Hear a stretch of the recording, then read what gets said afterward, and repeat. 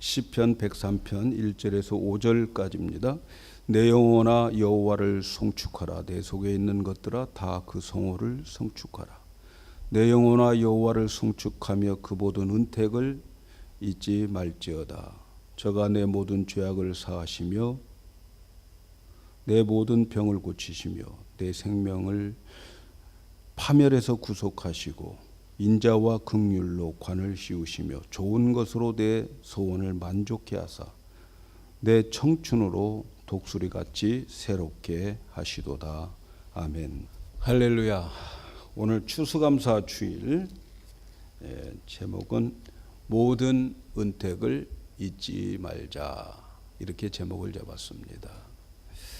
인간은 참 본성이 감사를 잘 못합니다. 그러나 감사를 잘하는 사람은 영적으로 상당히 건강하고 그리고 성숙한 사람이라고 볼 수 있습니다. 감사를 잘하는 사람은 감사를 모르는 사람에 비해서 그만큼 건강하고 성숙합니다.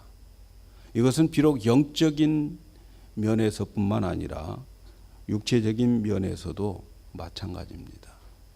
우리 몸의 내장을 통제하는 자율신경 안에 부교감 신경이 있어요. 교장도 아니고 교감도 아니고 부교감 신자, 부교감 그 신경이 우리에게 있습니다. 그런데 이 의학계에서 말하기를 우리가 감사하고 사랑하고 아끼고 칭찬하는 마음으로 계속 말하고 행동하면 이 부교감 신경이 자극을 얻어서 건강을 촉진시켜 준다고 합니다. 그래서 감사를 잘하는 사람은 감사를 안 하는 사람에 비해서 건강하다는 거예요. 그러니까 이 건강도 감사와 연관이 있어요.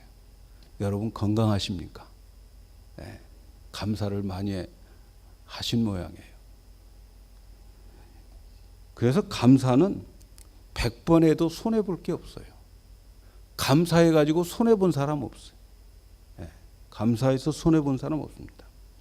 이렇게 감사는 우리의 신앙과 삶을 근본적으로 바꿔 놓는 아주 중요한 요소입니다. 불행한 삶을 행복으로 바꿀 수 있는 키워드가 감사입니다. 감사를 제대로 이해하고 감사가 회복된다면 막혔던 것들이 뚫리고 그동안 불행했던 것들이 행복으로 바뀌게 됩니다. 그래서 저는 이번 추수감사 주일에는 이런 축복이 우리 모두에게 있기를 축복합니다. 인간으로 참으로 감사하기가 본성적으로 어렵습니다. 우리는 감사하기보다는 원망과 불평하는 일에 더 익숙해져 있어요. 그러나 감사하면 모든 것이 변합니다.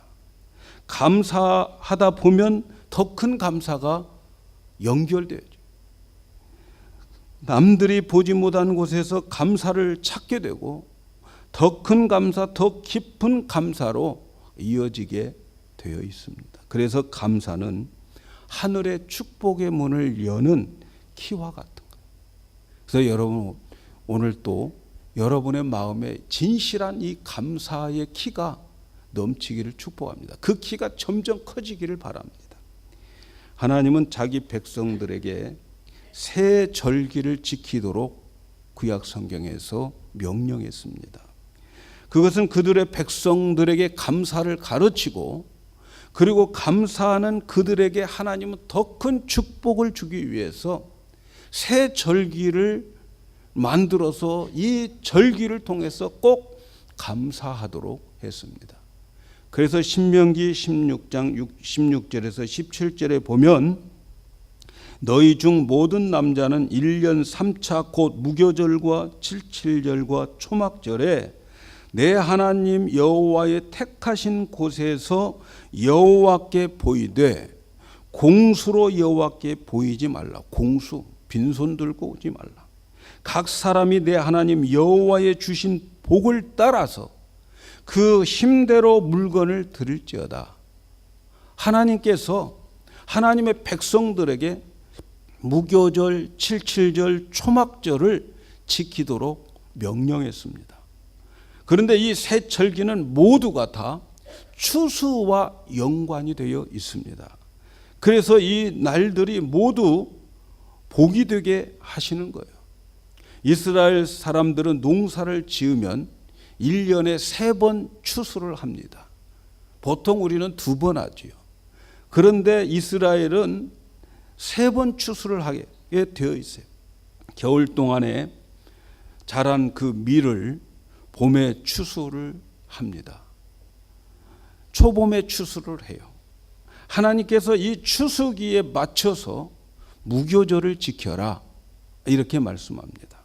무교절은 다른 말로 말하면 유월절입니다.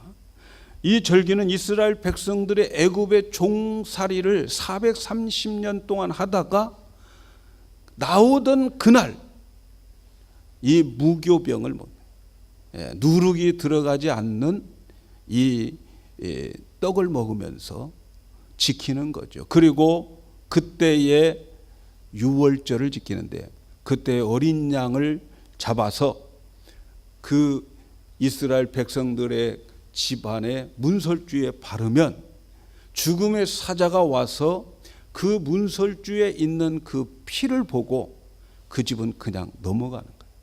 그래서 그 집의 장자들은 다 살아나게 되는 그때의 그 절기를 유월절이다 이렇게 말씀하고 있습니다. 유월절을 지키라고 하는 것은 이스라엘 백성들이 종살이했던 애굽에서 해방시켜 주심에 감사하는 감사절이에요.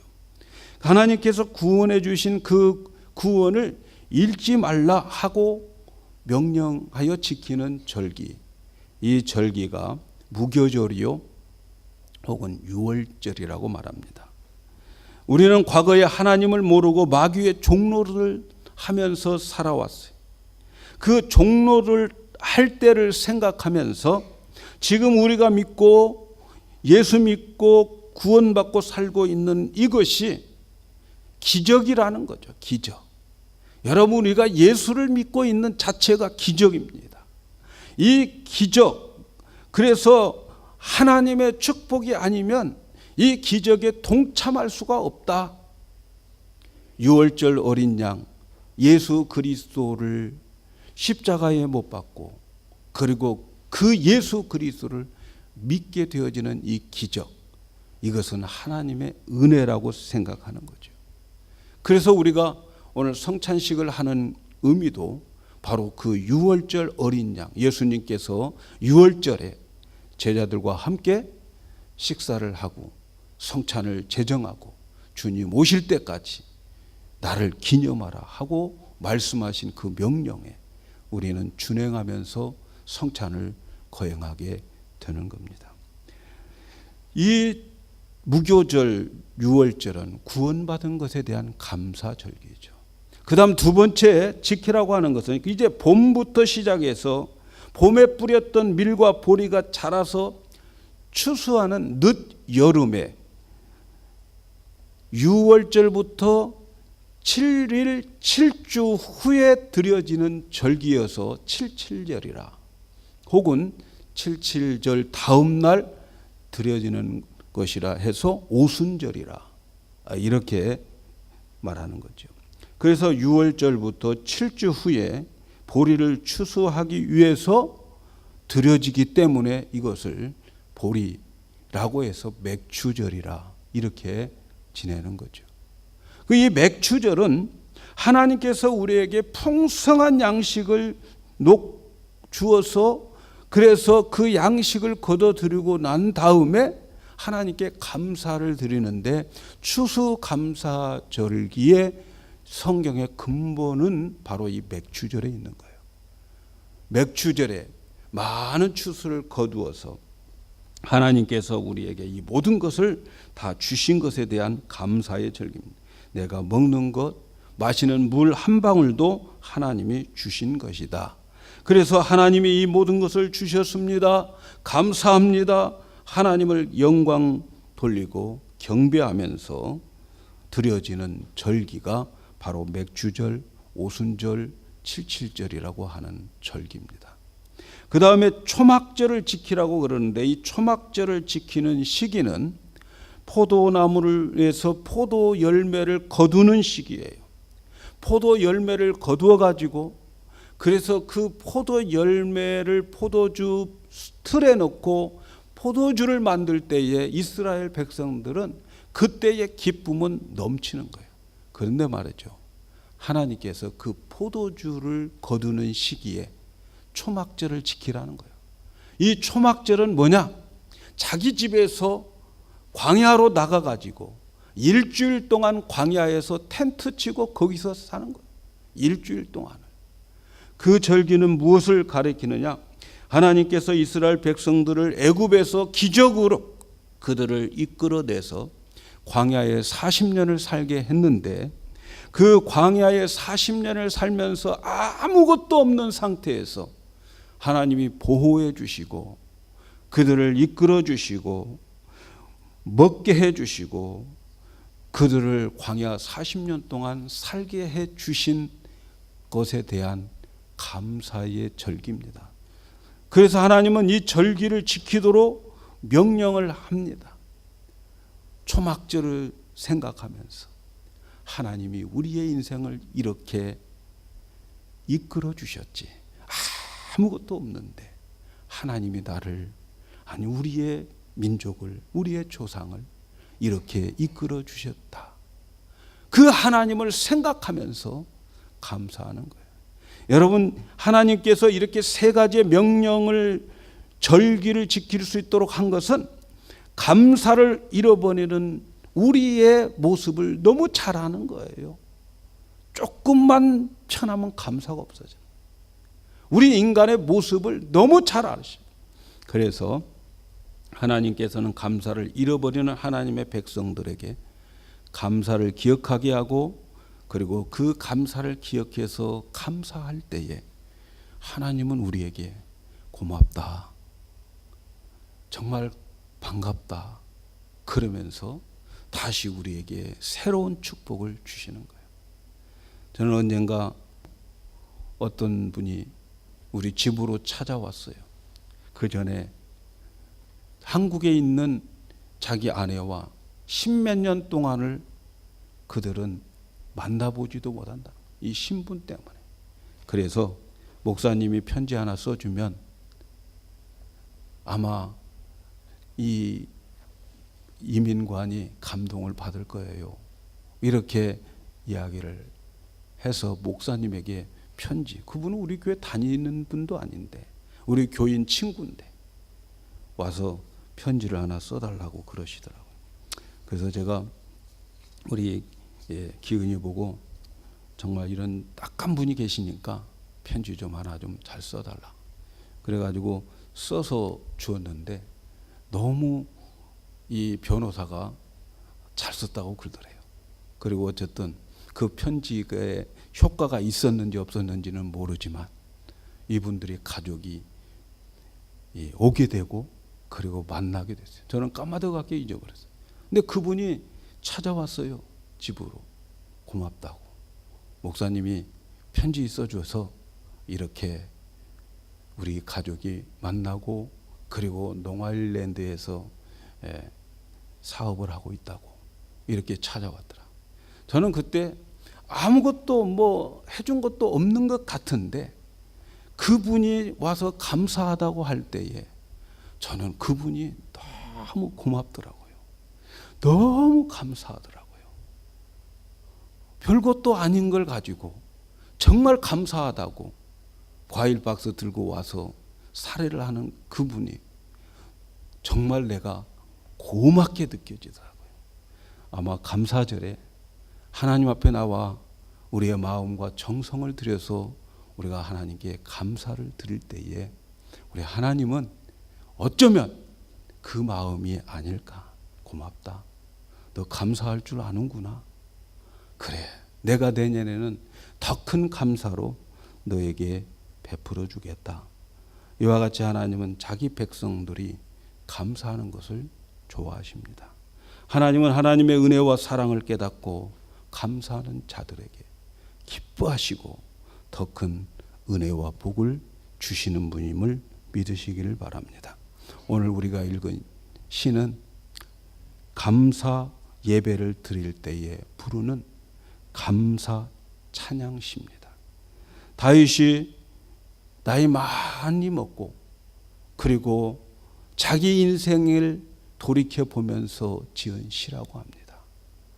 우리가 알다시피 다윗은 파란만장한 인생을 사셨어요. 험난한 인생 사셨어요. 그렇지만 그때마다 하나님의 돌보심으로 극복할 수 있었고, 노년이 된 다윗은 살아온 나날을 회고하면서 하나님 앞에 감사의 찬양을 드리고 있습니다. 오늘 이 시를 보면은 내 영혼아 여호와를 송축하며 그 모든 은택을 잃지 말지어다, 이렇게 노래를 합니다. 이번 추수감사절에는 하나님께서 나에게 베풀어 주신 그 은택, 그 은혜를 잊지 말고 감사하는 절기가 되었으면 좋겠습니다. 특별히 내 영혼이 감사하는 절기가 되었으면 좋겠습니다. 우리는 단순히 피상적이고 감정적인 감사, 그런 감사 말고 내 의식 깊은 곳에서 흘러나오는 그런 감사를 우리 함께 드렸으면 좋겠습니다. 정말 마음과 생각과 뜻을 모두어서 모든 것을 다해서 하나님께 감사하는 우리 교회가 되었으면 좋겠습니다. 오늘 다윗의 감사를 생각해 보면 나에게도 그런 감사가 있었구나 생각이 될 겁니다. 다윗의 감사를 통해서 우리도 나에게 그런 감사가 있었는지 돌아보는 시간이 되었으면 좋겠습니다. 그래서 나에게 베풀어 주신 은혜의 깊은 감사로 드려지는 이 귀한 예배가 되기를 바랍니다. 자, 그렇다면 다윗에게 어떤 은혜가 있었는가? 오늘 첫째는 죄악을 사하여 주셨다, 거기에 감사하고 있습니다. 내 영혼아 여호와를 송축하며 그 은혜를 잊지 말지어다, 그가 모든 죄악을 사하여 주셨다. 여러분, 하나님께서 나의 죄악 몇 가지만 사해 준 게 아니고 모든 죄악을 사해 주셨습니다. 아니, 내일 지을 때, 내년에 지을 때, 앞으로 살아가면서 지을 모든 죄들을 사해 주셨음을 감사하고 있습니다.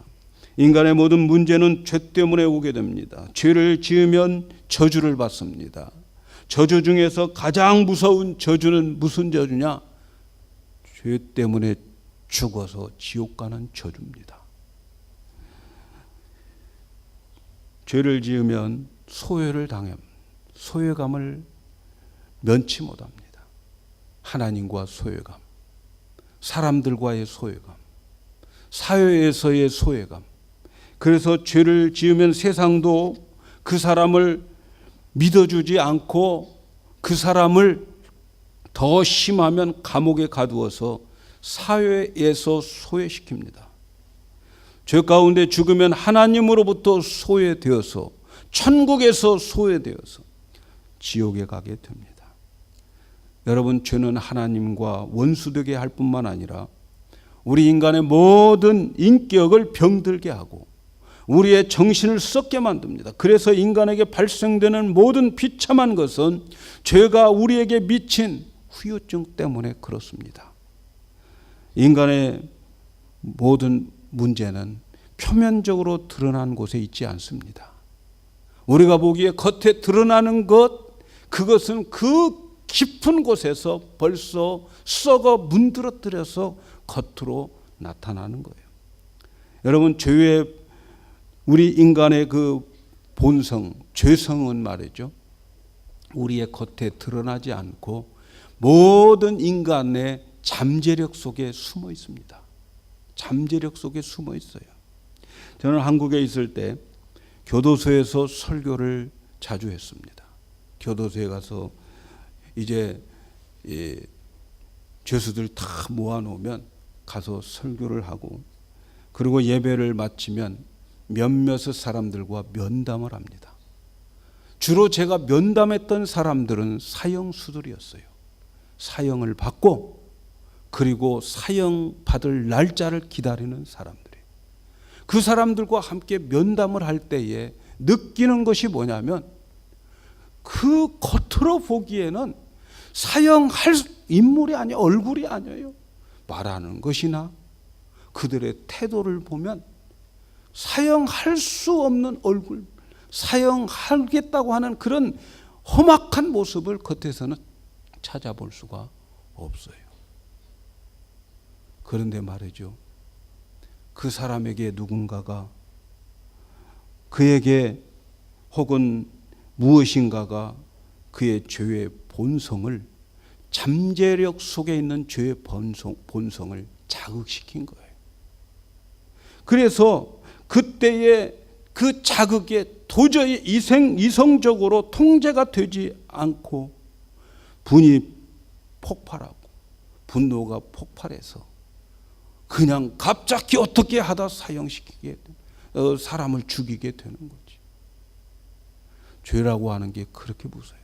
여러분, 모든 인간들에게 잠재의식 속에 죄가 있는데 그 죄가 자극을 받으면 폭발하게 되는 거예요. 폭발하게 됩니다.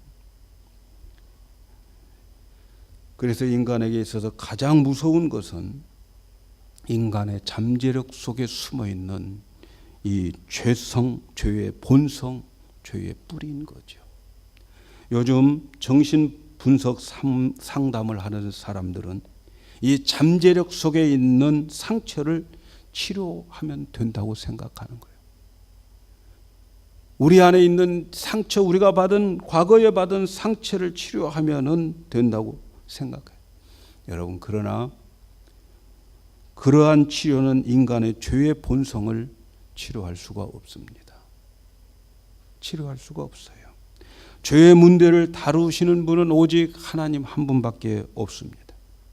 이 세상에서 아무도 죄의 문제를 다룰 사람 없습니다. 죄를 치료할 사람도 없습니다. 죄의 치료는 이 세상 것으로 절대로 안 됩니다. 세상에 있던 어떤 것으로도 죄는 치료가 되지 않습니다.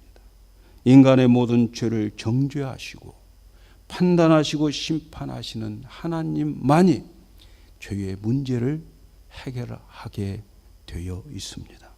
인간의 죄의 본성을 치료하는 방법은 오직 예수와 그리고 십자가에서 흘린 보혈밖에 없어요. 그리고 성령께서 은혜 주시는 것 외에는 다른 것으로 죄의 문제를 해결할 수 있는 것, 이 세상에 아무것도 없습니다. 하나님께서는 우리의 영이 병든 모습을 하나님 앞에 그대로 가져오게 하십니다. 우리의 있는 내 모습 이대로 그대로 하나님께 가져오게 해서 나의 죄 있음을 고백하고 인정하고 주님 앞에 나올 때에 성령의 능력으로 예수님이 십자가에서 나를 위해서 죽으심을 믿게 하는 하나님의 능력, 은혜, 이것만이 여러분 우리의 죄의 문제를 해결할 수 있게 해 주십니다. 유월절 어린 양인 예수를 믿게 하는 거죠. 그리고 나를 위해서 십자가에서 그 유월절 어린 양이 죽으신 그 예수를 성령의 능력으로 믿게 하고 영접하게 만들므로 인해서, 그래서 나의 죄의 본성을 영접할 때에 십자가에서 못 박아 죽여버리는 거예요. 하나님 외에는 여러분 우리의 죄를 해결할 수 있는 분 없습니다. 그래서 나의 죄악의 독성이 없는 예수님의 생명을 우리에게 주셔서 거듭나게 하시고 이제는 그 생명에서 나오는 생각과 마음이 내 자신이 되어서 살게 하는 거예요.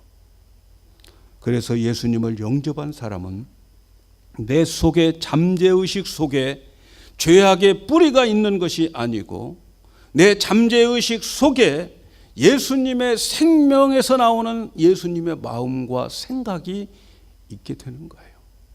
그러나 우리가 육체를 가지고 있기 때문에 우리는 이 육체는 사단의 마귀의 도구가 되어서 우리가 내 안에 잠재의식 속에 예수의 생명이 있어도, 예수의 생각과 마음이 있어도 우리는 이 육체가 죄를 짓는 것입니다.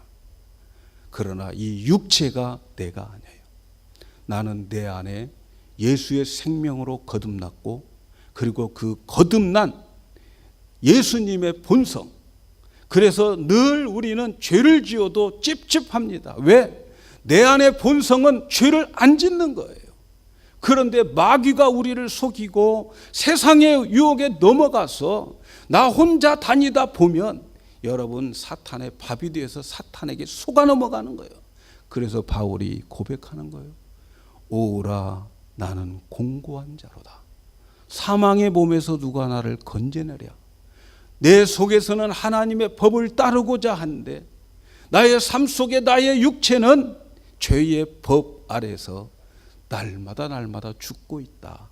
이렇게 말합니다. 사랑하는 여러분, 저와 여러분에게는 이제는 우리의 잠재의식 속에 예수의 생명, 그 생명에서 나오는 마음과 생각이 있습니다. 그래서 여러분, 우리는 아무리 막 나가도 옛날처럼 막 나가지 못합니다. 믿으십니까, 여러분? 믿으시기를 바라요. 우리는 아직도 우리가 하나님의 말씀을 영양분으로 섭취를 못하고 있기 때문에, 우리의 속사람이 자라지 않기 때문에 그렇지, 우리의 본성은 예수님의 마음인 것을 믿으시기를 바랍니다.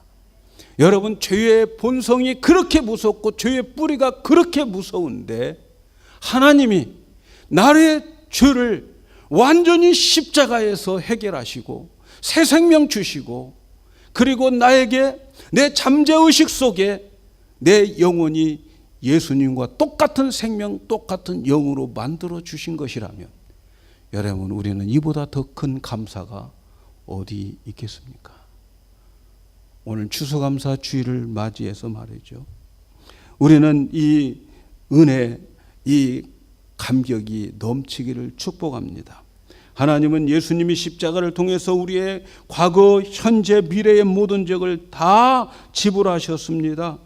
우리의 죄의 뿌리가 뽑혔습니다. 이제 우리 안에 성령님을 보내주셔서 우리의 이 죄성이 끼친 모든 독성을 이제는 성령의 능력으로 하나씩 고쳐주고 제거해 주십니다. 예수님의 십자가로 멀어졌던 하나님과의 관계가 이제는 가까이 하나님 안으로 들어와 버렸습니다. 예수 안으로 들어와 버렸습니다. 하나님을 어떻게 하고 예수님을 어떻게 하지 않는 한 저와 여러분은 천국에서 주님과 함께 영원히 살게 될 것입니다. 우리가 이 땅에 살아가면서 최고의 은혜는 내가 예수를 믿고 있다는 사실입니다.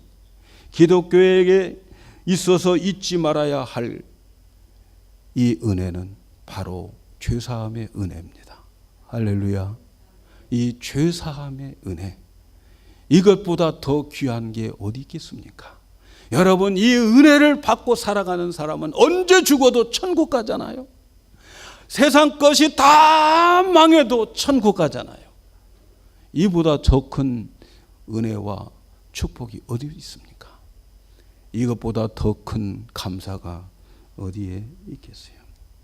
이제 나에게 오는 모든 고난과 고통들, 결국은 나의 죄를 깨닫게 해서 거룩하고 흠없는 하나님의 아들로 만들어가는 하나님의 섭리 가운데 있음을 믿으시고 말이죠.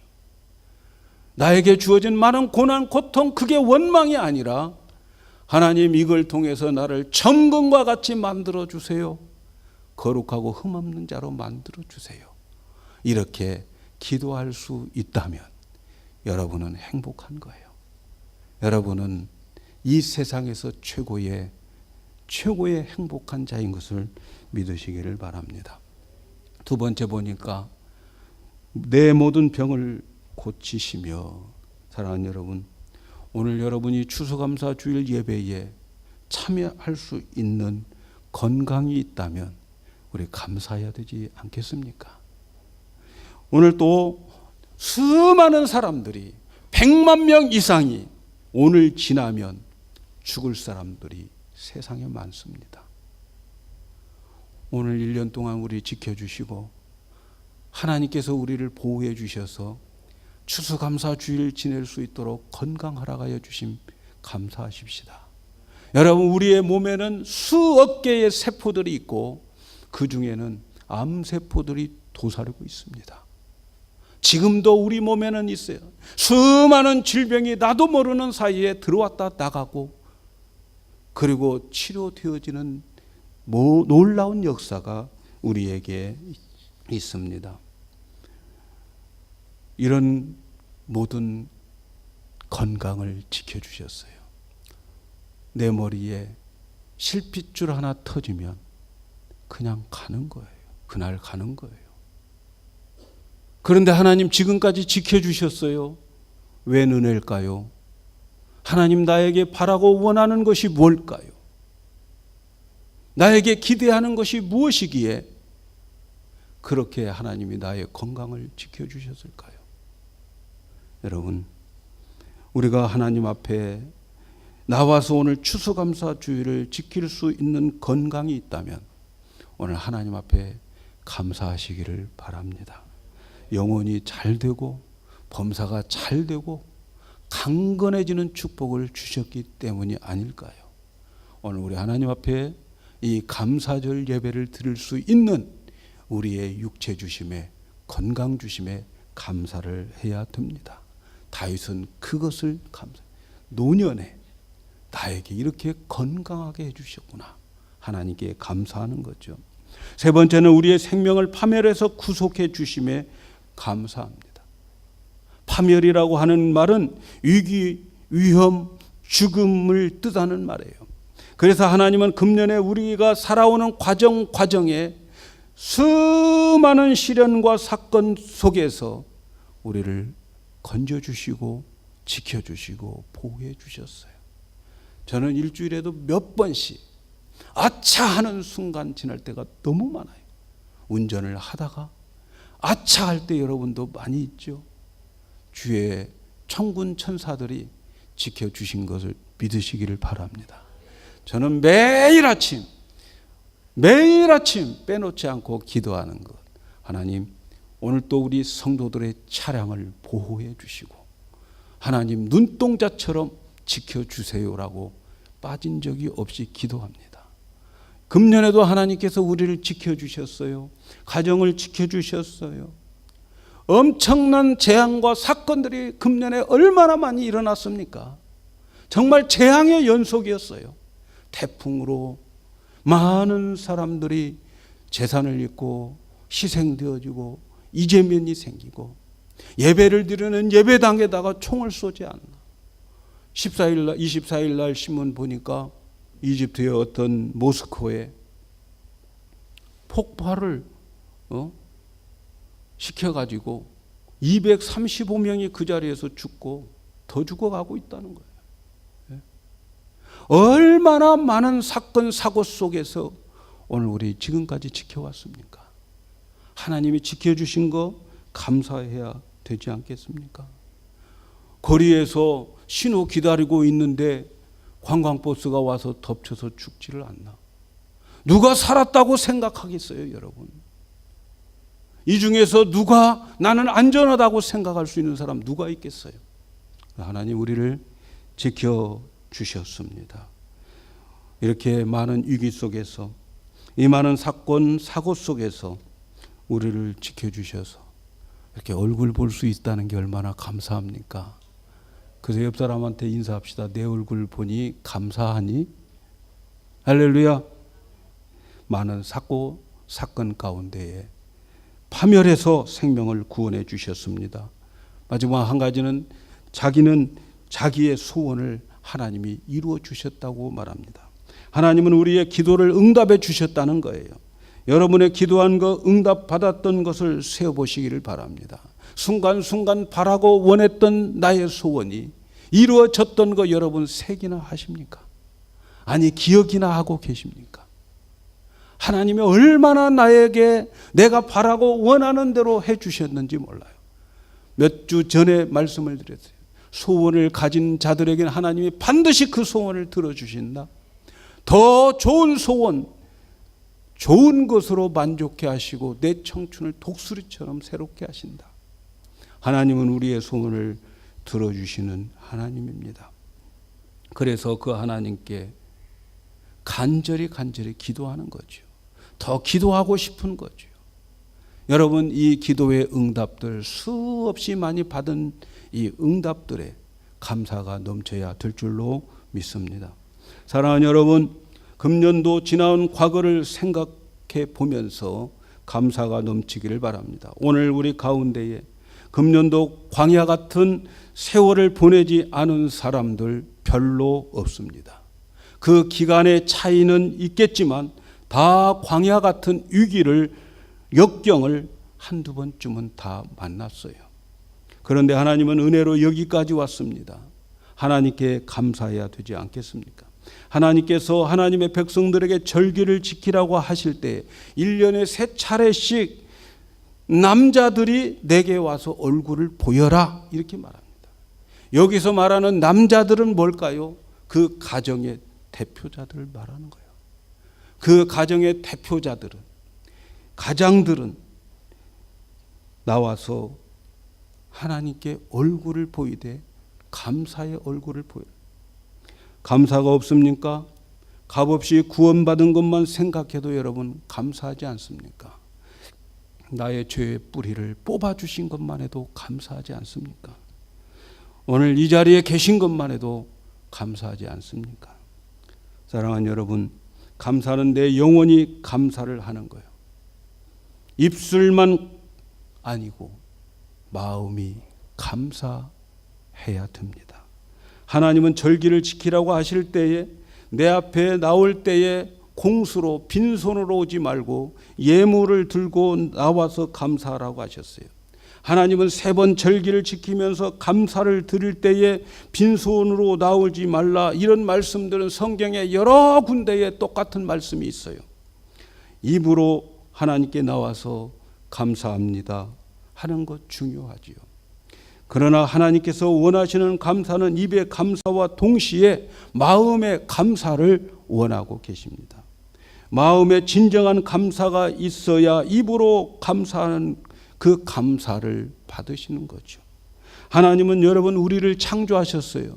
우리를 너무너무 잘 아십니다. 우리의 생각을 다 아십니다. 우리의 약점까지도 아십니다. 우리의 약점이 뭡니까? 우리의 약점, 우리 마음이 돈이나 재물이나 물질에 쉽게 밀착되어 있다는 거예요. 돈의 마음이 가게 된다는 거예요. 재물의 마음이 쏠리게 된다는 거예요. 이것은 모든 인간에게 마찬가지로 다 적용되는 거예요. 그래서 주님이 말씀하셨어요. 내 보물이 있는 곳에 내 마음이 있다더라. 내 보물, 거기에 네 마음이 있는 거예요. 예수님께서 옥합을 깨트리는 그 여인을 귀하게 보았던 것은 그 여인에게는 옥합이 그에게는 최고의 것이었고 전부였어요. 주님은 그 마음을 보신 거예요. 물질에 내 마음이 있는 거예요.